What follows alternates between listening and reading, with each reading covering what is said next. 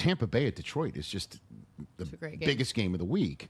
And you just mentioned, again, Liam Cohen leaving Tampa. It is, I mean, just how good is Baker Mayfield, right? I mean, he loses Canales, then gets Cohen, has a better year, now loses Cohen, and is having the best year of his career. He's unbelievable. There is this narrative we talk about, right? Consistency. And for the longest time, it was like, poor Baker, he doesn't have any.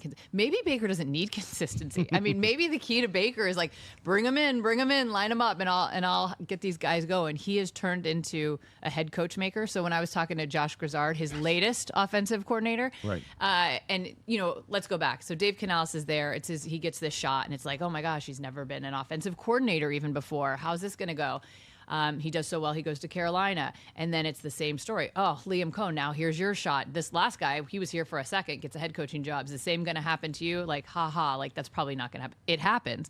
And so then Grizzard, before the season started, I go, hey man, like no pressure, but this is kind of awkward if you don't get a head coaching job next year, right? Like it's a little bit awkward if he doesn't. But I have to say, I think he is doing by far and away the best job of the three. And this is no disrespect to Dave or Liam, but neither one of them had to deal with the injury situation that they are dealing with in Tampa. And I know every team's going to say they're injured.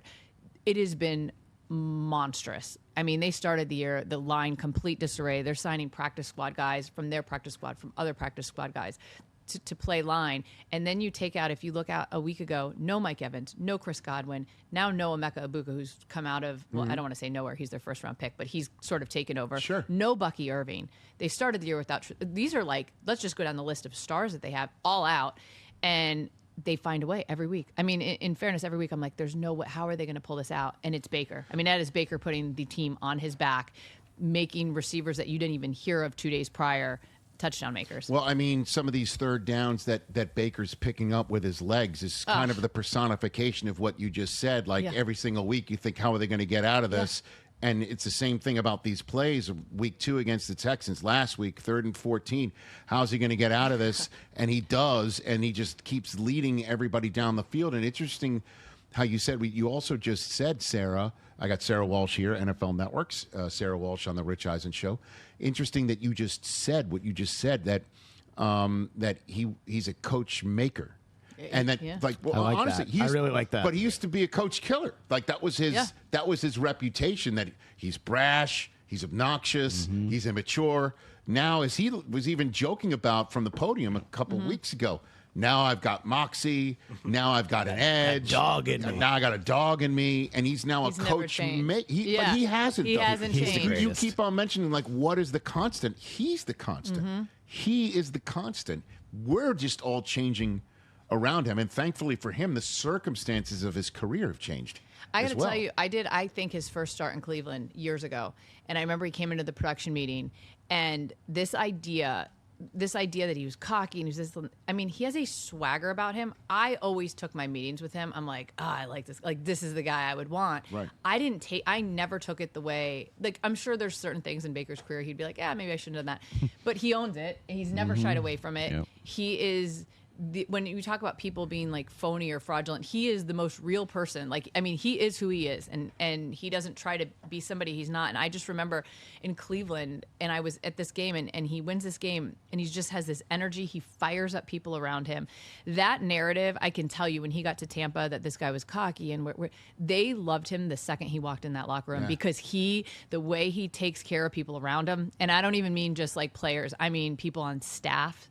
I mean, PR folks, he looks out for everybody around him and makes people better around him. And that comes from inside that building. That comes from things I've observed. So it's not surprising that he is doing what he's doing. Now, some of the plays, I mean, it's snowballing to the point that it's now ridiculous. Like you just alluded. I mean, there was one where he should have been sacked. He had multiple. The play's over, and it's not. Oh my gosh! But I can't tell you when this guy, and it happened a couple of times last year, when this guy gets up and kind of gives somebody a shove or lowers his helmet, like, and he shouldn't, right? Like puts his shoulder pads down, and they know he shouldn't do it, and they don't want him to do it. But what that does to that stadium there and to the guys around him.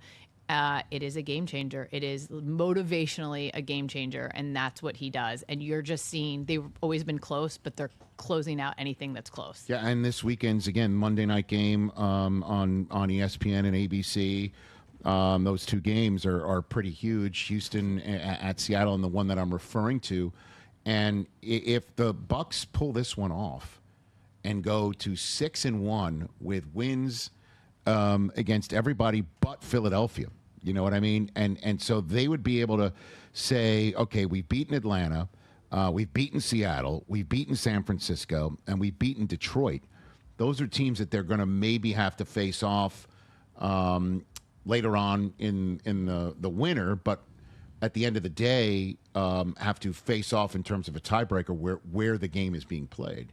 You know, and these are all massive wins that they'd be able to post. And I just think about, so even the Eagles game that they lost, the fact that they were in that with who they were missing, right. I looked at that and I'm like, that's not a loss. You know what I mean? Like the fact that they have gotten to where they have gotten with the pieces that are missing, and I get it, every team's going to say we're missing some pieces. They are missing virtually like every star on offense and a line. And we all see how important these lines are and how right. that changes everything. Carson Wentz had very little time to throw when he was here 2 weeks ago and I saw him. They had a remade line. I mean, they are making something out of nothing in a wild manner. And so, again, and also I would say this, it's so much Baker, but Todd Bowles deserves a lot of credit. I mean, this is a guy that, like, you know, Todd doesn't get excited about much. He doesn't get high, he doesn't get low. He's just like cool, calm, and collected. But there's always an answer. These guys have had an answer for everything. Well, it's the same way, and again, that if you win, you're no longer cocky. You've got an edge. Yeah. In the same way, if you lose and you have Todd Bowles' demeanor, you don't have a pulse. Yeah. There's no emotion. He's taking hits right? for that. Yeah. And now, you know, when you win, it's just like, wow, everybody's how just, cool is this coach? Yeah, he just keeps so his cool great. under pressure. Yeah. It's amazing how that works. Yeah. Well, But Baker, I mean, him pointing him out, he nailed it. And that's us, that's perception, right? Yes. But like, I do not think that this man has changed from what, I mean, look, when he was in high school, I mean, he is who he is, and it's working. Hey, you made it all the way to the end. Thanks for that. Check us out every single day streaming live on Disney Plus and the ESPN app 12 to 3 Eastern.